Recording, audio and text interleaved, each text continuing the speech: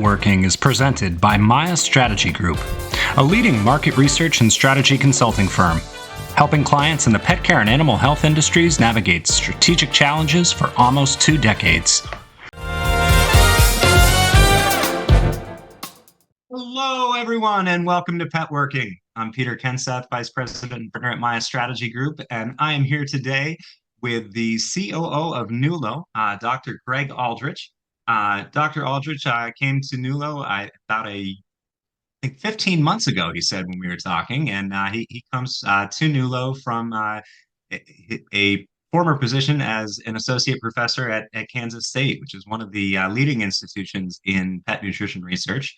Dr. Aldrich has been working with Nulo since prior to the brand's founding, going back almost 15 years, maybe a little more than 15 years. And he's recently signed on and is now spearheading their operations and bringing his expertise in the pet nutrition space directly to the company. Nulo had a series of exciting new launches at Global Pet, which I'm really excited to talk to Dr. Aldrich about. They launched a cold press diet. They launched gently cooked, shelf stable, gently cooked. So another entry into an adjacent space to the fresh, frozen, refrigerated category. And they also rebranded their freeze dried and launched some new canned cat offerings. So lots of exciting stuff going on over there, but I won't talk the whole day. Dr. Aldrich, thank you so much for joining us, and welcome to Petworking.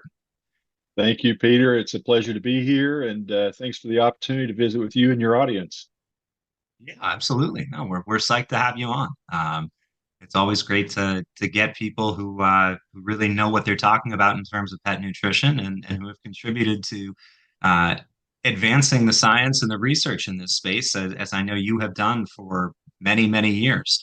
So maybe we could start. Can you talk to us a little bit about your background and your work at Kansas State prior to coming to Nulo? Yeah, thank you, Peter. We'll start back probably about 40 years ago. I started in the animal food industry and found that was an area that I had a good aptitude for, and continued in that process on to graduate school. And upon completing graduate training, my PhD out of Illinois, I went to work for the little company out of Ohio called the IAMS Company, and had a great pleasure to work in that area for a lot of years. So about 30 years now working in the pet trade specifically.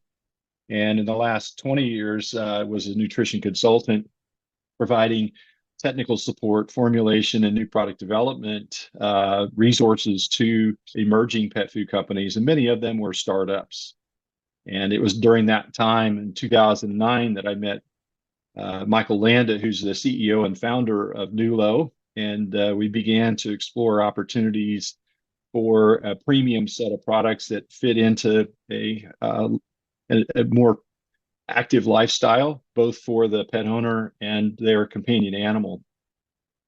Simultaneous to that, in about 2011, 2012, I started to do some work at Kansas State University, initially just building prototypes for some of my pet food clients using their facilities. And one thing led to the next, and I began to teach and ultimately joined the faculty as a research scientist, training graduate students and teaching courses in pet food science. So it's during that period of time I was really focused on working in areas that would explore the interaction between thermal processing or cooking that we apply to pet foods and how that impacts nutrition. So nutrition from a palatability, shelf life, nutrition, and food safety standpoint.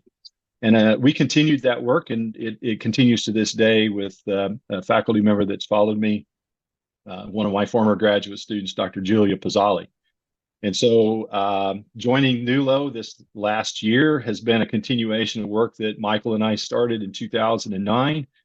And with the research that I was doing at K-State, looking at effects of processing, this position at Nulo has allowed me the unique kind of opportunity to take that research and learning and impart it into new products that we bring to the marketplace. So the idea here is that I'm on the pursuit of the perfect pet food, and that involves ingredient selection and the proper level of food processing or cooking.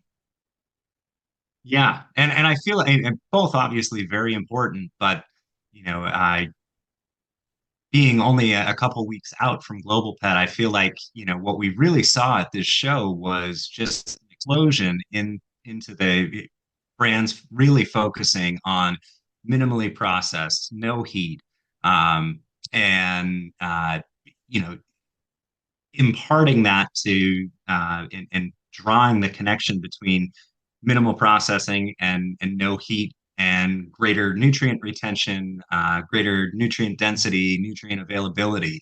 Obviously, there's another side to the nutrient density part of the equation with where you're sourcing your ingredients, obviously, and your Mm-hmm. selection of Mm-hmm. the ingredients, both from your selection of meats and produce to where you're getting them from. And we've done some talks on the show here with regenerative agriculture. But Mm-hmm. um, I know it's a two-part question. Maybe we could start, with your focus on minimal processing and no heat. And I know there's been some research published. Recently we've talked to Dr. Impleman at Primal Pet Foods, Mm-hmm. and Mm-hmm. they came out with a series of papers, and I think a third one to come, showing the greater nutritional efficacy of a raw or freeze-dried diet Mm-hmm. as compared to extruded kibble, excuse me. Mm-hmm. And you know, it, we've also seen now Nulo launching cold pressed, and there were air dried, steam dried, um, Mm-hmm.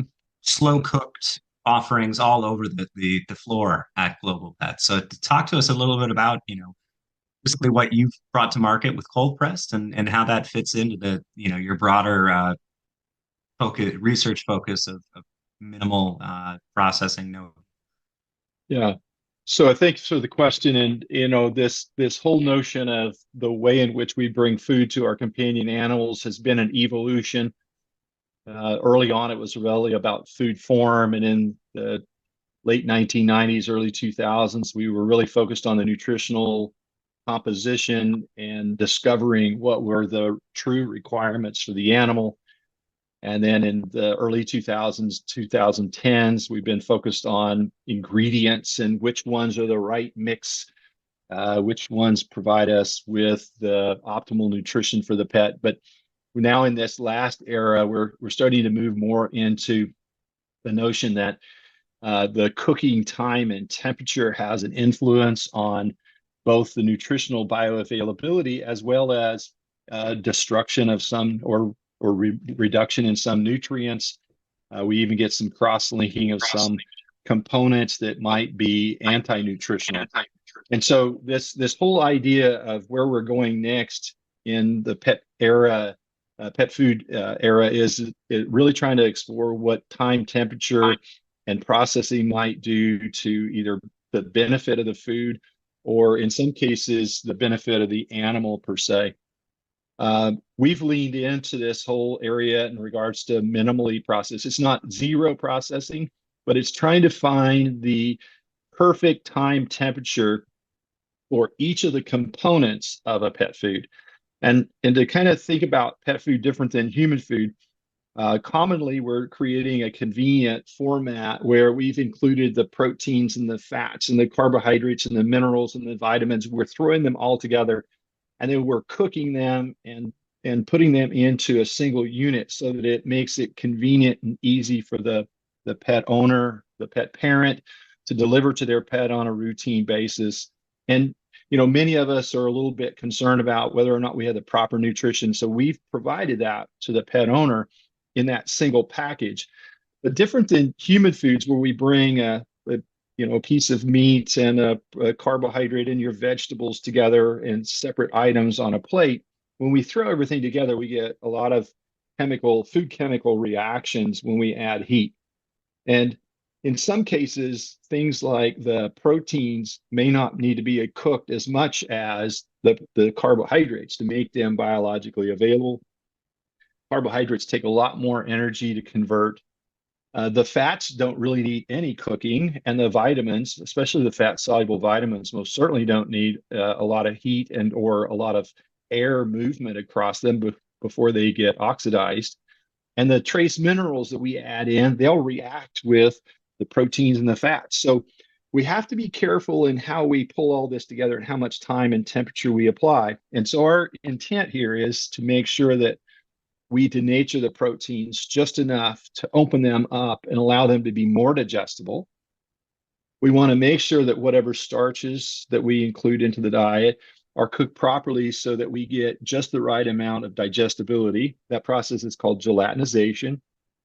And yet we want some of that starch to be not cooked and indigestible, so it passes into the colon for fermentation, and that benefits gut health. We want to make sure that our trace minerals are at an adequate level, that our vitamins are at an adequate level, but we're not throwing a lot of oxygen across it in hot air so that we oxidize them and they become basically unavailable or destroyed. And then we want to make sure that we're not having other interactions like cross-linking of proteins. So what we're trying to do is get to that perfect sort of combination of the time, the temperature, and when and where that time and temperature are combined, and then put it into a convenient food package that is shelf stable and is safe so that we don't have to worry about health issues associated with pathogens for our companion animals. There was a lot there, but hopefully that kind of starts to touch on some of the pieces. Yeah, no, I think we can definitely unpack that, and maybe a good place to start is kind of comparing your journey and focus on time and temperature with traditional manufacturing processes. So and what's out there, compared to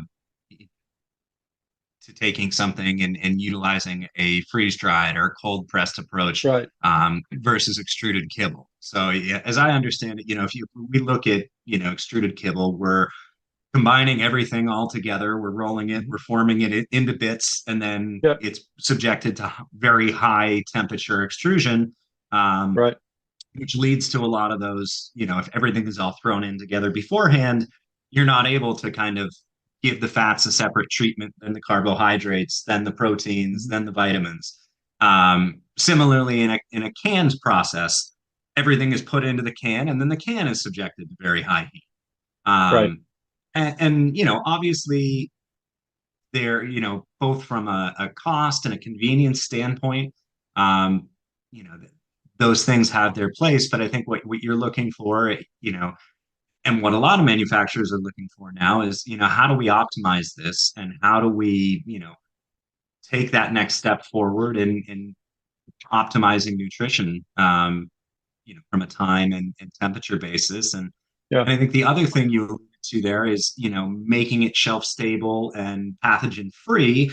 And, and that leads me to another thing that maybe you can touch on is, compared to raw, right? Because I think we hear a Yeah. lot, this is the, freeze dried, air dried, steam dried. It's alternative to raw, but Mm-hmm. there are a lot of proponents out there that say raw food is the best food you Mm-hmm. can give your dog or your cat. Um, so talk to us. Where do you stand versus the extruded kibble, canned, Yeah. and then raw Yeah. on the other end of the spectrum? Well, my first goal in this is not to disparage any type of food product that's out there today. Certainly, we're in much better shape in 2024 than we were in 1994 in terms of our knowledge and our understanding of how best to feed our companion animals. We think or anticipate that kibble will continue to be a staple in the pet food industry. And it's not that it's bad, it's just we are asking the question, can we do better? And the process of extrusion, we're bringing in some of the ingredients that are already been cooked through rendered protein meals. We're using a great deal of starches to hold that kibble together. And many of those starches have a very high glycemic index. And our intent here is to use, as the nutritional philosophy of Nulo, a high meat protein, high protein diet with low carbohydrates and that are low glycemic index. and also to use some components like probiotics, prebiotics, and postbiotics for gut health.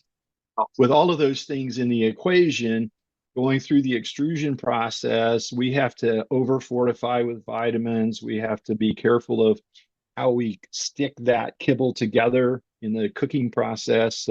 Trying to get high protein, high meat is very difficult in a kibble without using some soluble animal proteins to help bind and create that foam. And so there's a lot of food science that goes into it to make those kibbles effective. I feel like we've got a good portfolio of products there, but the next step, again, in this journey to the perfect pet food, is to see if we can maybe take away some of the extra heat process and time and uh, shear that we go through this mechanical mixing process and make it one step better. Let me contrast again with the can, and we have a wet food. We go through this retort process to cook it, and for nutritional purposes, we could cook that food product a lot less time and make it a better product. But we're regulated by FDA and the USDA regulations under the Code of Federal Regulations on our time and temperature for heat penetration. And that heat penetration is about destroying spore forming bacteria like Clostridium botulinum, which can cause botulism. And because of that, we're more worried about the sterilization, what they call commercial sterilization, at the far extreme end of the nutrition spectrum and safety spectrum. And the nutrition benefit's going to be way back here in the earlier phases of that cooking time. And so, we're having to weigh in this area of providing commercially prepared foods to companion animals. We're having to weigh this whole continuum of safety with nutrition. And that's the balance we're trying to play. And so moving into these processes like cold pressed, we're able to utilize the same sorts of blends of ingredients without having to go through that kind of shear and extreme heat and pressure processing that we would go into in extrusion, and the hot air drying that comes at the end, which is blowing oxygen across the product and causing a destruction of our fat soluble vitamins. And we're able to go through a process that's similar to a commercial sterilization, more of a pasteurization in a low and slow drying process, so that we're still getting pathogen control, but we're not blowing hot air across the product, and we're decreasing the overall amount of temperature, so we don't get as much protein cross-linking, and we don't get destruction of some of our probiotics and other compounds. We just don't get the interaction. So we're lowering the temperature, we're taking our time to get it right in that cooking or drying process, so that we're getting closer to what I would consider the ideal process. I'm going to go to the other extreme here real quick, if you give me just a second, and talk about raw. And we don't feel like there's anything necessarily or inherently wrong with raw.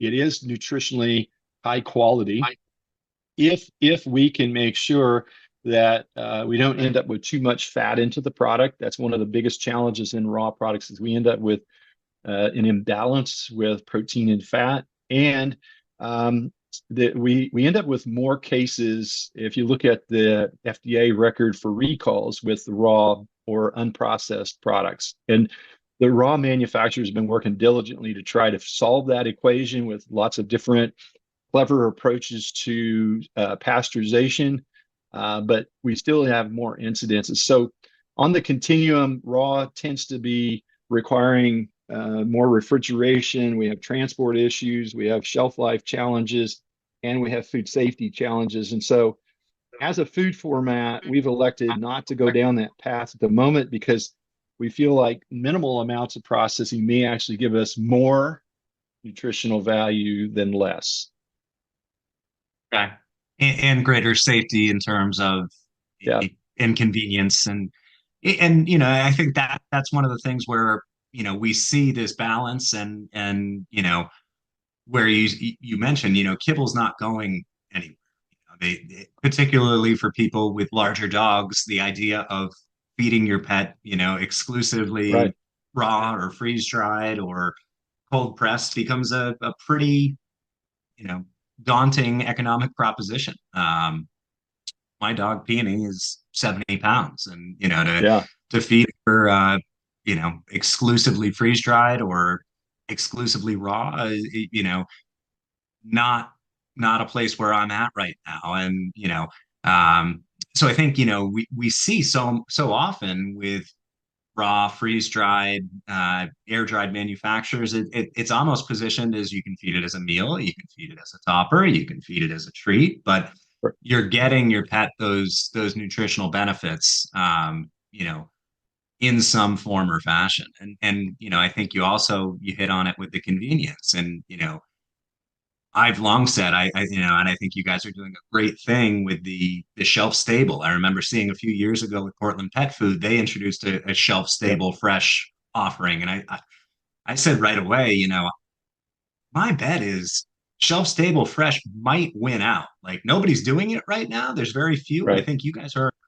There's one other new launch I saw at Global Pet, but Hmm. those are Hmm. the only three I can think of. Is Hmm. Hmm. Nulo, Scott, and Portland Pet, who wasn't at the show, I don't think this year, but Yeah.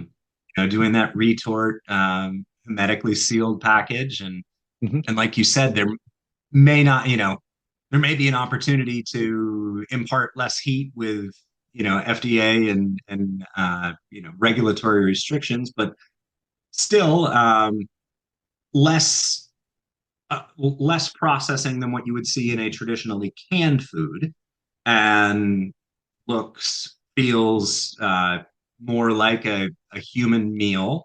And you don't have to worry about cold chain transportation, buying freezers. Um, Not to say that there's anything wrong with all the fresh, frozen, refrigerated product that's out there, Hmm. but Hmm. again, you only have so much space in your freezer. You only have so much space in your fridge. There's only so many freezers and refrigerators in your pet stores or in your grocery store.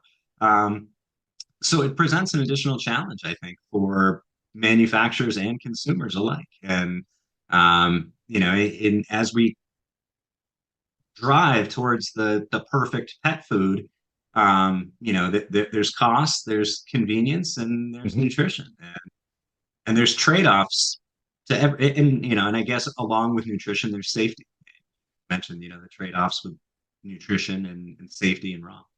Um, Dr. Aldrich, I kind of wanted to go back. You Hmm. mentioned, in Nulo's philosophy, high protein, low carb, low Hmm. glycemic Hmm. index. I Hmm. noticed with the cold pressed, the packaging almost seems like you're marketing against yourself because it says 40% less carbs than another Nulo diet. And I saw a couple other manufacturers at Global Pet kind of messaging low carb. And I know that, in the human food end of the spectrum, we kind of go through phases where carbs are good, carbs are bad. Um, Talk to us a little bit about, the science and the nutritional philosophy behind low carb and pet food. Yeah. Let's go back to the fundamentals, and that is from a nutritional standpoint, carbohydrates, whether they be starch or fiber, are not an essential nutrient for dogs or cats. In fact, they're not even essential for humans. We tend to think of that then, though, as very valuable sources of available energy. And that's all true. One of the things we run into with the dog and the cat is that they're generally considered to be carnivorous or carnivores. So they're driven by consumption of meat or prey, which are primarily protein and fat.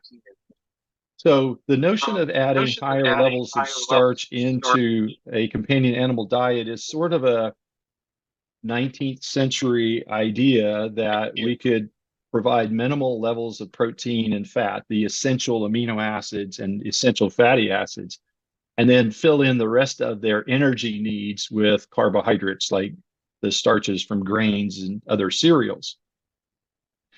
Fast forward to the late 1990s, early 2000s, we started to look more and more at higher protein diets and whether or not they provided for, I'll call it optimal nutrition for dogs and cats. And we started to learn that we could actually improve lean body mass and decrease fat mass of our companion animals by feeding a higher protein diet. And we're also learning that higher levels of readily available, highly digestible starches may actually contribute to signals for obesity and dogs and cats becoming overweight, and it may even influence insulin requirements and diabetes. And so when you start to factor all those things in, Michael Michael Landa was working at Pet Staff. They had created this dog walking, dog care group out of Los Angeles. And one of his observations was that they were being asked to provide exogenous insulin to their clients' dogs on a routine basis, and they were getting fatter and fatter. And his observation, with his engineering training and an understanding of science and technology, was that they were probably feeding too much carbohydrates. And that's what really kind of sparked the idea when he and I were talking in 2009 for delivering products that were higher in protein and lower in starch. Because at the end of the day, we're using the starch in a kibble as an example to bind it together, to hold it in place, to create that structure, that crunchiness. And in essence, the dog and the cat don't necessarily need that starch. So we've really pushed forward on a philosophy that higher protein and lower starch and lower glycemic starch is the ideal for our carnivore companions. And so when we talk about, them, you mentioned fiber and, and keeping some carbohydrates non-gelatinized to get into the gut for Mm-hmm. fermentation and gut health. Um, in the wild, as carnivores, they're largely relying on bone and other animal Mm-hmm. matter for their fibrous intake. Right. And some of that, I guess, is passed through in freeze-dried Yeah. or raw diets. You see ground bone and things like that. But I also noted with cold pressed, you mentioned that you found a nice blend using miscanthus, and Yeah. in I recently had a talk and had Dustin Dover from M Fiber on the show. Oh, So okay. Yeah. Yeah. um, and he and I were talking about. I only learned about miscanthus at the Pet Sustainability Impact on Leash conference last year, and Okay. when I learned about it, I was like, why aren't more people talking this up as an ingredient? And very ironically, right after we chatted at Global Pet and before I had him on the show, I saw the article in Pet Food Processing where you made specific reference to miscanthus. So Yeah. talk to us a little bit about your choice there of and the inclusion of some fibrous materials in addition to meat, and Yeah. how do you strike that balance? Well, so what we want to make sure that we're covering with any added carbohydrates is that it's supporting the animal's needs in regards to if we need energy sources that we could complement it. Maybe it's part of the food matrix itself to hold it together in the proper manner. I mean, carbohydrate. Don't get me wrong. Carbohydrates in general are not bad. It's just that we want to have the right quantity and the right type at the right place and time. And to talk specifically about miscanthus, on any of our carbohydrate sources that we use in a pet food, we want to have the ideal mix.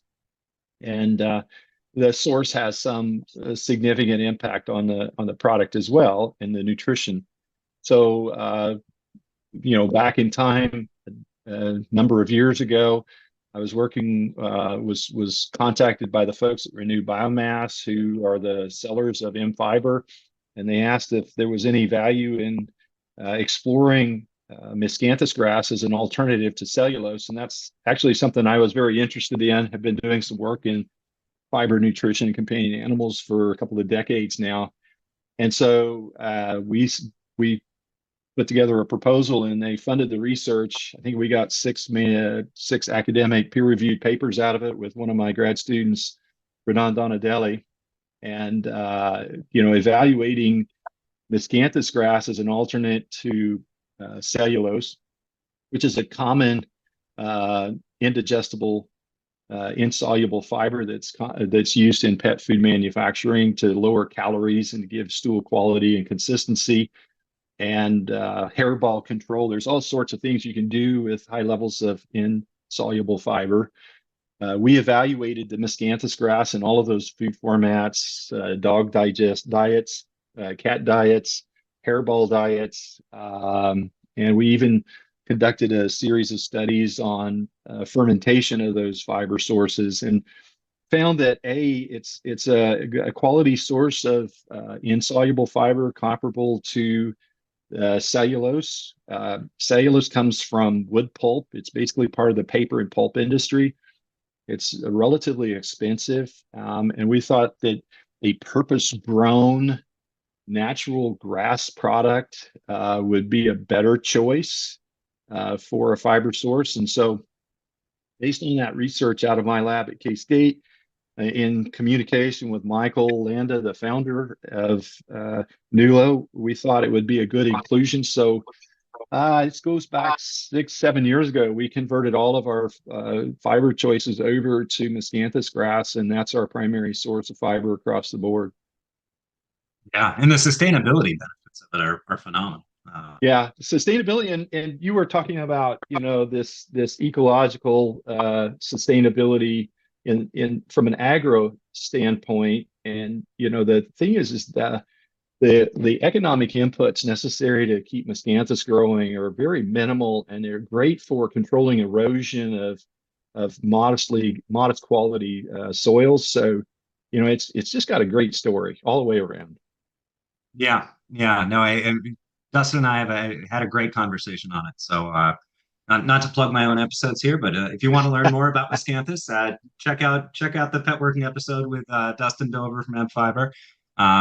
Fantastic conversation and a great lesson in sustainability and choice of ingredients. Um, so, Dr. Aldrich, talk to us a little bit about, I know you and I mentioned that when we were talking, prior to having you on the show here, about the focus of Nulo targeting the aspirational athlete. And, Yeah, we've seen, year over year, Nulo has gotten bigger and bigger. And, recently you introduced the partnership with Simone Biles. I understand you have partnership with some other Olympians. right. We have the Olympics coming up in Paris this summer, but I think it's a really key message, focusing on the nutrition component, driving athletic performance and athletic success. Talk to us about how you're linking that to nutrition and pet food, and you know I kind of wonder, do we see going forward even more tailored nutrition, and rotational nutrition depending on your dog's activity levels. If you're gearing up to run a 5K with your dog, or I go ski joring with Peony in the winter. She's out there running with me on the cross country ski trails. Um, is that something that we could see at some point where, you might tailor your diet to treat your dog as an athlete? Is that part of Nulo's vision? Well, I don't know that that's necessarily part and parcel for where we are headed. Although I will tell you that long term, I think there's going to be more segmentation in the market that will take into account not so much breed as much as specific nutritional requirements for various levels of activity and sizes, and even weather or climate impacts. But our primary link there, and I'm not the greatest marketer in the world, so I'll try to capture this best I can and understand it. But in essence, one of the positioning tenets at the very beginning of Nulo was to work with elite athletes. And if you speak with elite athletes, one of the things that they'll share with you is that a limitation for their performance is many times not their training as much as it is nutrition, especially nutrition leading up to race day or the event day, and then during that activity, especially in some of our high performance areas like endurance athletes or even folks like Simone Biles, who's a gymnast. I mean, those are grueling days when they're in the gym and they're either in preparation, but also during the events. I mean, they're long days and they have to keep balanced, focused.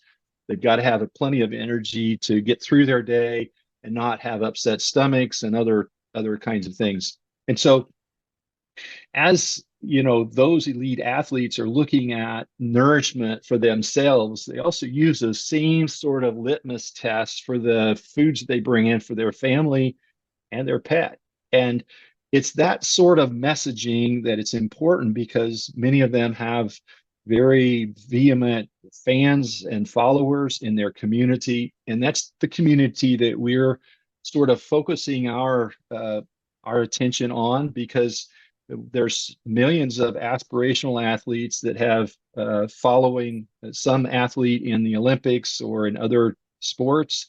And our message, I think, gets through to them a little better because the people that they look up to as the decision makers on their nourishment, they are going to give them some credence or credit in regards to the choices that the aspirational athlete or our Nulo community might be looking for. So, in this world of credibility, I'm a scientist. I'm trained in this academic world, and I don't think the consumers necessarily believe it when I say that this is what's working.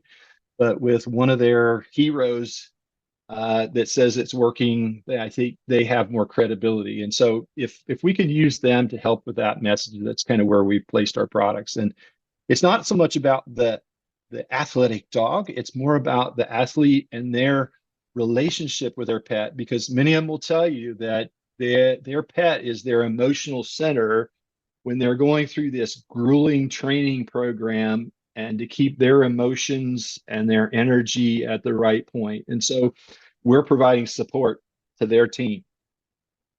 Yeah. Yeah, no, where I was thinking, as you're talking about, gearing up for big conversations, or, I think, I'm more of a skier, and I've never been a runner, but I did work in Boston for a few years in the wine industry. And early in my career, I started in consulting, and then we were all laid off in the recession. And I very much remember, around the marathon, people coming in and, carbo loading at Legal Seafoods, and, getting as much, pasta and everything into their diets. And then, post race, it was very Yeah. much protein focused to aid in muscle recovery. Do you see, I mean, we're obviously not there yet with pet food, at least, not for your everyday, your aspirational athlete dog, so to speak. Maybe for dogs that are in the Iditarod, they're gearing up. But do you see, potentially down the road that there being this opportunity? And the other thing I'd love to get your take on, you said, maybe not as much breed specific focus. I know that that's another route that people have tried to Mhm. tackle with regards to, appropriate nutrition. Mhm. Is there any credence to breed specific nutrition? And, and do you see an opportunity to kind of have that, you know, rotational differing diets, gearing your dog up for whatever, if it's coming into ski season, and your dog's going to want to be outside more and it's not hot in the summer, or things like that?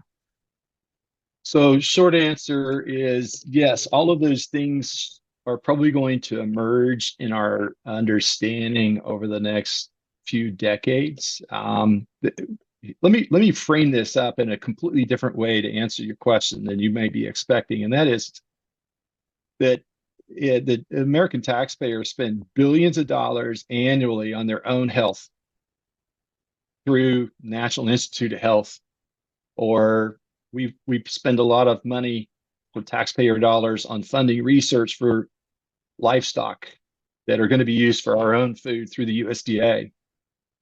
The area of nutrition research in companion animals is sponsored exclusively and wholly by the industry. We get zero taxpayer dollars to do real nutrition research. Because of that, we're about 50 years behind human, and heavens, we're 50 years behind pig and poultry nutrition. in regards to knowing what the requirements truly are.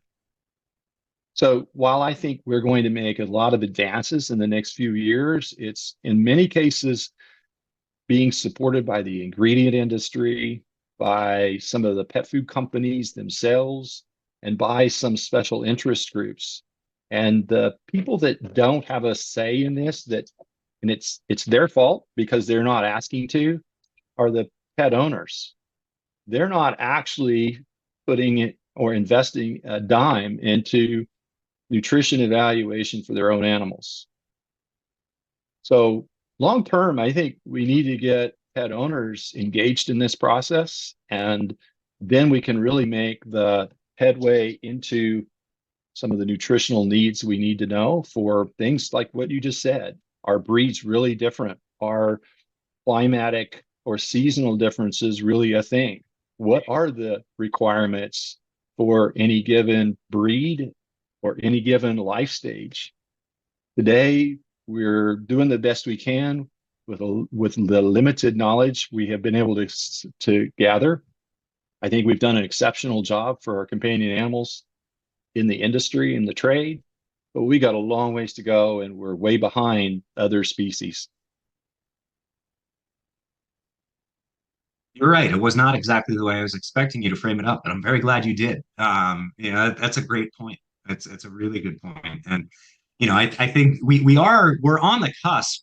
I think we're finally starting to see, the evolution of an ecosystem. We're seeing, genetic data. Mars has its biobank project. At Western Vet, we saw Royal Canin roll out a partnership with Wisdom Panel that is going to drive nutritional recommendations based on DNA. I think Hills already has a partnership with Embark where you do an Embark DNA kit. But that what you're touching on is it's still scientific, but it's on the general nutrition side of how do I deliver the maximum nutritional benefit to an animal, regardless of their breed, of their DNA, and as we've seen, there's scientific research out there to show, look, the minimally processed diets are offering a you know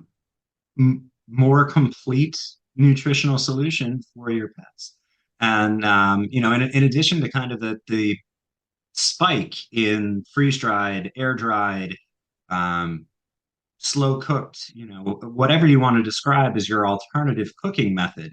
I think the other really cool thing that we saw at Global Pet was that there's been a lot of effort to make this category more accessible for consumers. Mhm, Both mhm, Nulo with cold press, Prime with mhm. kibble in the raw, Ziwi came out with steam dried, uh, all kind of introducing this,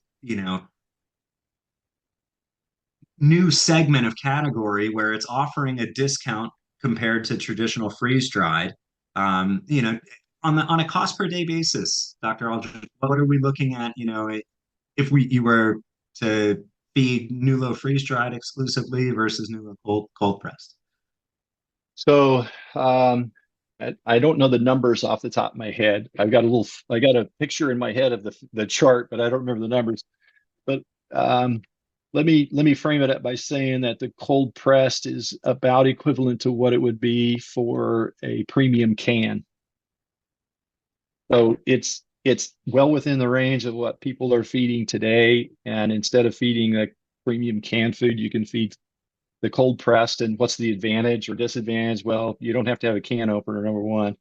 Um, and if you are traveling or you'd rather feed something that's dry in the bowl and then top it with a can, there's all sorts of options and opportunities there with cold pressed. The freeze dried is certainly at the top of the cost charts on a cost per day feeding.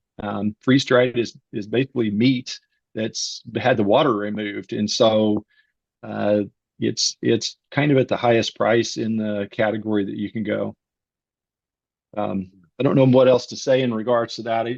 I want to give you a figure that I came across here recently online, and I thought it was really fascinating. that in the U.S. we spend almost $22 a day to feed ourselves. That's between grocery purchases and out eating out at restaurants and institutional food service. Uh, on average, we spend $2 a day to feed our companion animals. And my argument here is that if the dog and the cat, as we talk about in many cases, 67 to 70% of consumers, pet owners, consider their animal to be a member of their family. I would think that somewhere along the line, we'd increase that cost per day of how much what we're feeding if we truly value them as family members. And so, I would say that, as we move forward into the next few years, instead of $2 a day, we'd be looking at somewhere around 5 to 7. And it's not that our products are in that category at the moment, but that's kind of where we think the appetite for foods by pet owners that consider them family should probably be. Well, and it's interesting because there's statistics out there. I think, folks in the US, 90 to 92% of pet owning families say that they consider their pet a member of the family. But similar to, and that's it's an interesting statistic because if we're, if we're thinking, for a family of four, you're spending maybe $80 a day to feed you, Mhm. your kids, your significant other, and then you're spending $2 a day on your dog, um, or your cat. That's $60 a month. If you were to even double that to $4 a day, you're at $120 a month. Right. And I get it. I get, people need to save money where they can, but I make the same argument about pet insurance all the time. There's only 4% of dog owners have pet insurance in this country. Mhm. 92% say their dog is a member of the family or is like their child, their fur baby. Mhm. You Mhm. would never let your kid be uninsured. Mhm. You would never sit there and say, I'm going to feed my kid, at a tenth of the cost of what I'm going to feed myself. It just, there is a disconnect there. And, I again, it's back to that balance of cost, convenience, and nutrition. And, I think the more we can do to research better options for our pets and the ultimate goal for any of us, I think, is, we want more time. Mhm. And that comes down to making sure they get the best care at the vet, that they eat the best food, and you Mhm. know you explore the options, whether it's anti-aging supplements or therapeutics that are coming out. But they're if we're going to look at dogs and cats as being our family, our children, they are the children that, without exception, almost you will outlive, and it's Mhm. very painful. So you want to make that time as long as you can and as good as Mhm. you can. Mhm. And so I think it's great that we're seeing these nutritional advances and people calling for an increased commitment to pet food research and to spending and making sure that our pets are being treated the way that we want to characterize them. Um, so on that note, I'd be doing all of our listeners a disservice if I didn't give you the opportunity to tell us when and where we can expect cold press to launch, and how they can trial it. I think Gently Cooked is either out now or Yeah. coming out Yeah. soon. Yeah. Gently Um, cooked is in the market already, and so you'll be able to find it at your independent pet retailers in the next few weeks. Of course, it's already at some of the other major outlets.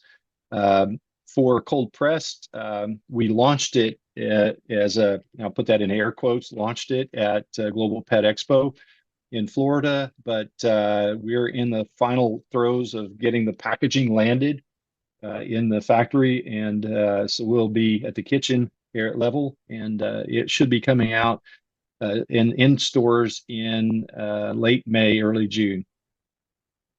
Our Very freeze cool. dried, we've resized the packaging, so it's really not so much about any changes to the foods themselves.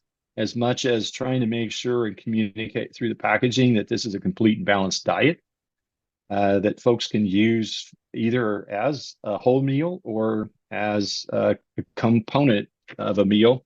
But we like this mix it meal kind of approach where you, as the pet owner, can add various things like broth and freeze dried and shredded products out of the pouches or cans that we offer, and really make an experience for both you and your pet around food time.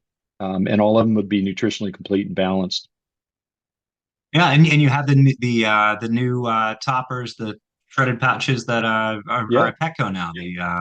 Uh, I had a chance to the try the gently cooked. Yeah, the gently cooked. the gently cooked, and then there's the smaller shredded ones, the Right, like chicken, mackerel, and mussel was the right. one I think I tried the other day. That Yeah, Annie liked that quite a bit. yeah. Um, They're fun to open up, especially if you've got a cat, because they just love the aroma, and so you'll have fun with those products. Dogs do as well. yeah, no, they're great. That's very cool. And I know we're coming up on time here, but I guess just to close, any exciting developments? Obviously, you just launched a whole slew of new props at Global Pet, but anything we can be on the lookout for Super Zoo later this year, or Well, we you know we what? are we are yeah. Thank you for that. We are working on curating our list of innovations for Super Zoo. We're really going to have more of a focus on treats. That's been one of those areas that Nulo's focused on less than whole or nutritionally complete foods.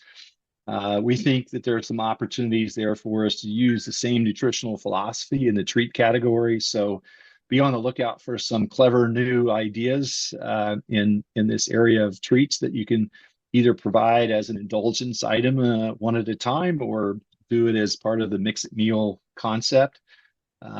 And then we have some packaging updates that we've been wanting to roll out for quite some time, and they won't be so much innovation in product as much as better approach to more easily to manage packaging in our primary line, the Freestyle line. Very cool. Yeah, well, we'll look forward to seeing that at Super Zoo. Yeah. I will be there August 14th to 16th. Yep. Coincides nicely with my 40th birthday and the last day of the show. So, Well, there you uh, go. We'll bring you yeah, a well, cupcake. sounds good. Well, Yeah. I might also So try to throw out some sort of celebration the night before we all take off. So But one other uh, thing, Peter, before I leave, and that is of course, we've got the Olympics coming up late July and yeah, early August, and we've signed a number of additional athletes. So I'd ask your listeners to be on the lookout for some of their heroes in the Olympics, and where Nulo might be able to support some of their pursuits. yeah. No, I was just gonna say, that's the other big thing we have coming up before Super Zoo is, you have the partnership with Simone Biles, and I think you had said you've got six other Olympic athletes that you're going to be Six unveiling and partnerships with. Yeah, six and counting. Wow. So I'm assuming we'll be seeing some commercials during the NBC broadcast. Yeah, I don't know about the commercials at NBC. I'm not in charge of that budget. But we've certainly seen some press releases coming out. So there'll be some notifications of when and where they'll be and some of the activities coming up. So be on the lookout. Very cool. Well, it's a very exciting time to be at Nulo. Dr. Aldrich has been there from the beginning, but in an official capacity for the last 15 months. And, we continue to see great innovations from y'all and really value the work that you're doing to advance nutritional science within the pet food space. So I look forward to keeping in touch, and definitely we'll see you at Super Zoo, and we'll be on the lookout for those commercials come the Olympic Games in July/August. Sounds good. Thanks so much for the invitation, Peter. Absolutely. Thank you. This is Peter Kenseth with Petworking, everybody. Dr. Craig Aldrich, Chief Operating Officer of Nulo. Thanks for taking the time today, and we'll look forward to seeing you all again soon.